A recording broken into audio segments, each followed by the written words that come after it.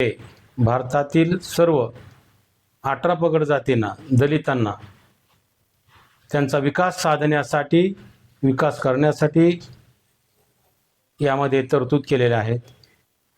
मी प्राध्यापक संपत वाघमोडे उपवर्गीकरणाच्या संबंधाने किंवा उपवर्गीकरणाचा अभ्यासक म्हणून मी निवेदन करतोय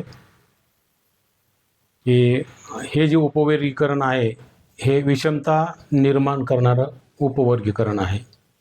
घटनेनं 14 कलम 14, 15, 16, 17, 338, 341, 342 या कलमामध्ये भारतातील सर्व 18 पगड जातींना, दलितांना त्यांचा विकास साधण्यासाठी, विकास करण्यासाठी यामध्ये तरतूद केलेल्या आहेत.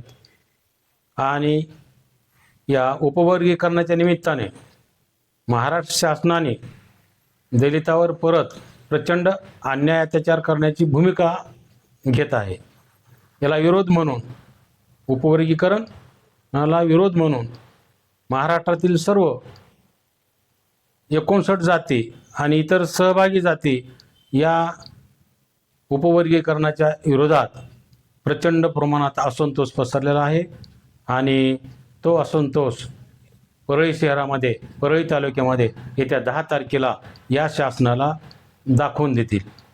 या उपवर्गीकरणाच्या समितीनं परळी तालुक्यातील 90 गावापर्यंत पोहोचलेले आहे. खेड्यापाड्यामधल्या सर्व कष्टकरी, मोलमजूर करणाऱ्या दलित बांधवांना, 18 पगड जातींना हा उपवर्गीकरणाचा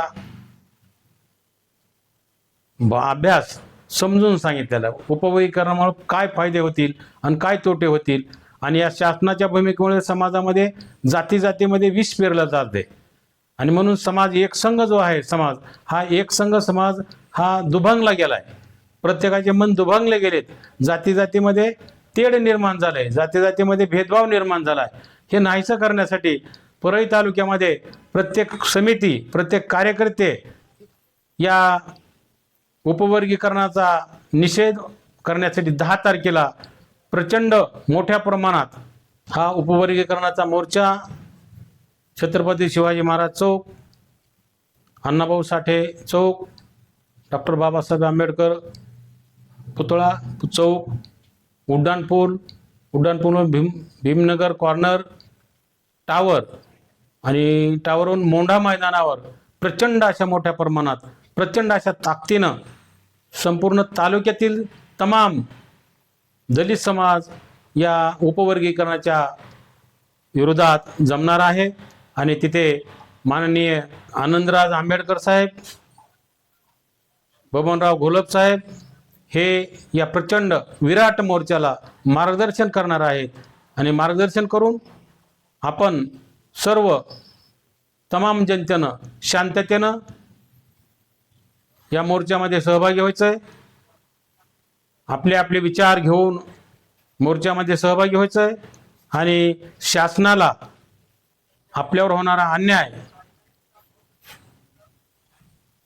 या अन्यायाला वाचा फोडण्यासाठी आपण इथं एकत्रित जमणार आहोत.